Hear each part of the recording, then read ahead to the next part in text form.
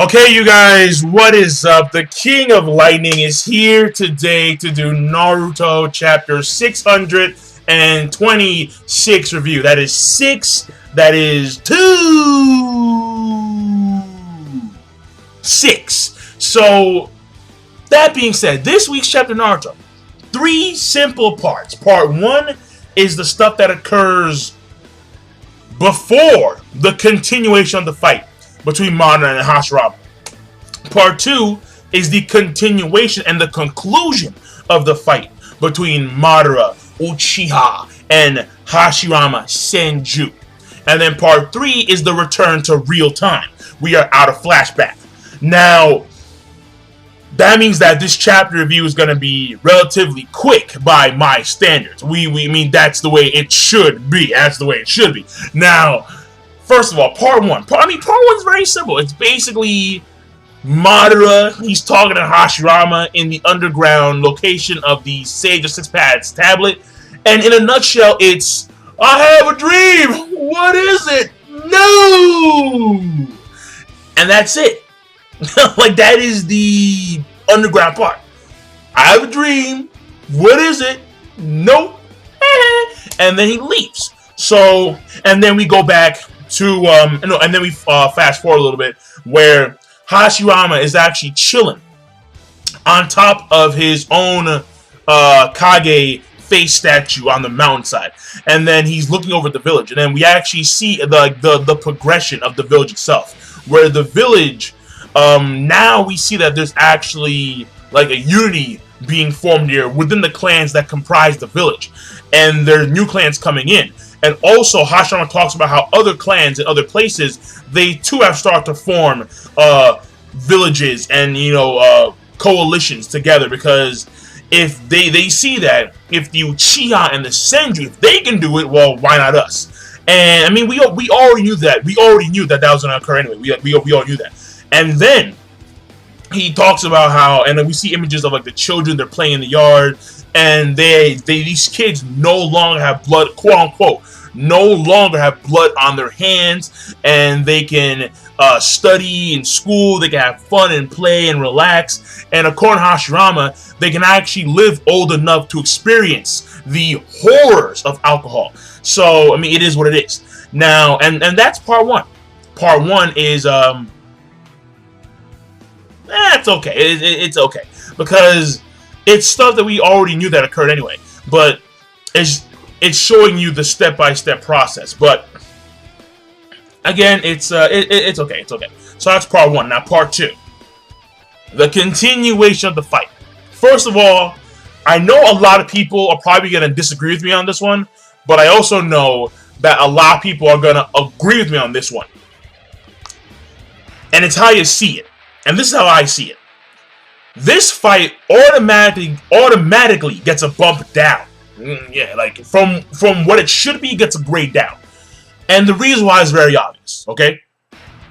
The fight was mitigated because there was a flashback in a flashback that took about a few weeks to conclude. And what really brings it down, my personal opinion, is the fact that the flashback in the flashback itself wasn't really that good to begin with. So, not only do we have a okay, subpar to okay flashback within a flashback, but also we have the fight where the flashback is taking place in the middle of the fight itself, which itself is a flashback, and it completely, like, it mitigated the fight. It really did. Because the luster, the sense of euphoria, the exhilaration that I had for this fight when Hashirama was first talking about his battle between him and Madara, and then when we go to that flashback, in the flashback, it was kind of like, whoa. And it completely swept away. It completely swept away that sense of euphoria that I had for that fight. So, going back to the fight, even though, him using the 1,000 hand Bodhisattva Guanyin was fucking awesome, and it still is awesome, the sense of euphoria that I have is no longer there. Like that grit is gone. It's just gone. So, I mean, yeah, it really is. I mean, and again, that's my personal opinion, and you could see another way, but me personally, I'm kind of like, Now the fight's like, it was a good fight, now it's like an fight. It was good. Now it's like, eh. So the fight continues, in which we leave off from where we last started in the flashback, and the Bodhisattva Guan. And by the way, you know what? You guys are probably right. It probably is Sage Mode. All right.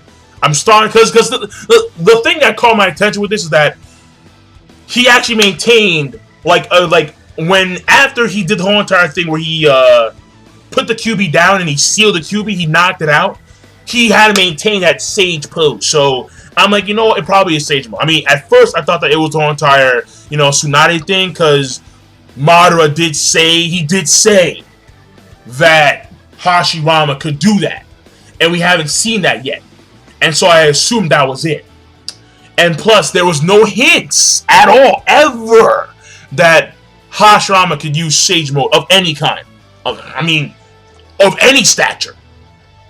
And as far as I know, there is no Wood Sage. There's a Frog Sage, there's a Snake, the Dragon Sage. There's a hint that there could be a Slug Sage, but Wood? I'm just saying. So I'm just saying. Whatever. So play-by-play continuation. Guan Yin does like a storm, like on some One Piece reference shit, like a gatling of fists, which I believe is called Chojo Kebetsu. I believe so. Yeah. And then Madara counters with a very remember the Bijudama that have the Susanoo swords in them and that they spun around really fast, made big explosion? Well, he made several of those, at least half a dozen, and they just go flying towards Guan Yin. He's like, no, counter, Gatling, Kebutsu, and there's like a big cross counter. There's an explosion, like a big explosion.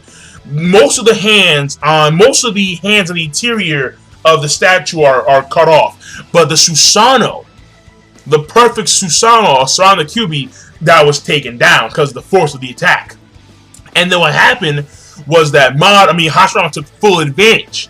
All of a sudden, Guan Yin reaches towards the QB, grabs the QB, and that's crazy. The QB, when it had still all of its chakra, the QB was able to, fit in the hand of this fucking wood statue. It's like, bro, how big is this statue? Seriously. And then it grabs the QB.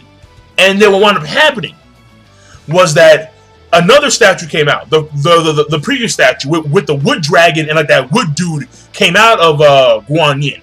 And then Hashirama did a seal, patted the QB on the head like some kind of dog, which is really like, the QB, he was pissed at that shit. Like, what the fuck? I ain't no bitch-ass pet. But, he was like, shit boy. And then the QB was like knocked out. Facepalm. After that, what happening is that Madara, the fight continues. Like, they cut over to like where it's like they're in a canyon now. They're in a canyon. And it's raining. And they're both doing their thing, huffing and puffing. What ends up happening is that they do a cross counter. Madara appears with a cross counter, and no wood clone behind the back, stab. Hashirama says a few words, meaning in a nutshell, I will do anything to protect the village, even kill one that I consider a brother. And then Madara falls to the ground, says a few last words about how, what did he say? It wasn't really that important, at least I don't think so. Basically, in a nutshell, it was something about like, I'll be there to take the darkness away from you, or something like that. But when Madara said something along the lines that something of Hashirama came inside of me, the sword, yeah, it was a sword. Like, maybe some of Hashirama's blood was stuck on that sword, and then the blood went inside Madara, and then Madara got that, he got that. He got that from Hashirama. But we all know that Hashirama assumed that he was dead. Now, the thing that caught my attention was that in the middle of this process, as Madara's falling down, and he falls down in the water, Hashirama looks up. He looks up, and then he's like as if like there was something there, like he sensed something. And then once he sees that nothing is there, he drops onto the ground. So and then he mourns Madara's supposed death, but we all know that Madara was A-okay. Well, not A-okay, like he lived. So, and that's the thing. So that's the fight. So the fight in a nutshell, I'll give it like okay plus good around there. I mean, it could have been great. It could have been great, but no, mitigated. So overall, it's around okay plus good. It could have been a lot better though. It really could have. It really could have. And then the final part of the when we return to real time, basically in a nutshell, and I got it right here. All you need to know about what happened in real time is that Hashirama finally reveals what Shinobi is. Because Sasuke asks him, what is Shinobi? And now he tells him. And Shinobi, and I quote, is, we Shinobi are beings that must make impossible choices in order to achieve our dreams. And depending on the nature of your dream you chase after, you have no choice but to change to accommodate those dreams, just like Madara and I had to. And just like who else had to? Just like Naruto and Sasuke had to. Because in order for Sasuke to chase his dream, he had to do what? Dive into darkness. In order for Naruto to have his dream, he had to do what? Be accepted by the village and, you know, reach Hokage. So that's the chapter right there. And part three, like it depends on if you feel that this quote has enough meaning, because this quote is in a way a reiteration of what we see throughout the entire Naruto series. We've seen the divergence of paths constantly. So right now, so right there, right? So part one, okay. Part two, around okay plus good. Part three, we're debating here because we've seen the divergence of paths constantly in the series. Examples, again, Naruto and Sasuke, Jiraiya and Orochimaru, Ryuzen and Danzo, that's right, Kakashi and Obito. We've seen this constantly, over and over again. And what Hashirama is saying is that he's taking all these things that have occurred throughout the entire series of Naruto, and he's simplifying them in this one quote, in a few sentences. So you can see it as good. You can see it as a reiteration. But me personally, I think it's good. Like I actually think it's good. Yeah, I do. Because like even though it is a reiteration for sure, it is a reiteration, and it simplifies the entire, and it simplifies what's been going on in the series in a nutshell. It's still like the way he said it. I liked it personally, so I'll give it a good. Yeah, I'll give it a good. Yeah. So we have one part that is we have one part that's okay. We have a good, and we have a good. So that's, well, no, we have an okay plus. So the chapter overall is it's a good chapter. It's a good chapter, Naruto. Though what I will say, the flashback is over. All right, and it wasn't as bad. It was nowhere near as bad as the flashback concerning Obito. No way. But that was a terrible flashback. It was atrocious. But it wasn't even close to being as good as the Minato Kushina flashback. And why is that? Because it only focused on who? Madara and Hashirama.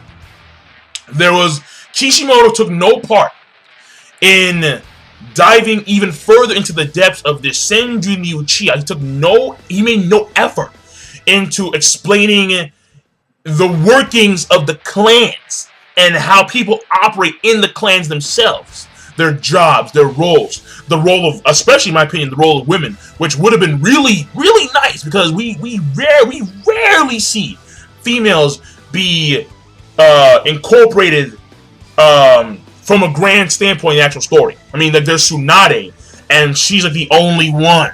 She's the only one, bro. What's her name? May, the Mizukage? Fuck her. She's not, and Sakura, she gets shitted on constantly. Hinata started getting more relevant, but that's whatever. Because it's whatever.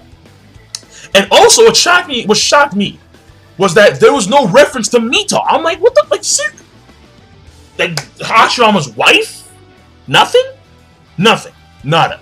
Zip, zilch. Nothing. Donut. So again, like, it was just so much focus on the modern Hashirama, where Kishimoto, he could have dived in so much deeper, and he did it. Like, it was It was shallow. The flashback was just shallow. It was like, what the fuck? Like, in my personal opinion, I've said it before, and I say it again. My personal opinion, the flashback should have been at least like 20 chapters. And I'm being very serious when I say very serious, very serious. We could have went so deep, bro. And it was like, no. Fuck you, man. So, I'm not a fan of that. Like, the flashback, like, the chapter overall by itself, I'll give it a good rating. But the flashback as a whole, it's not good. It's not a good flashback. I mean, it's okay. It's not bad like the Toby flashback, but it's not good like the Miyamoto flashback. It's okay. In fact, it's probably subpar because he really could have done so much more. Especially, and again, like, there wasn't even a highlight on Toby Rama. It was more so just fucking Hashirama murdering their bond and no one else's bond. So, I mean, take it as you would, but there should have been so much more.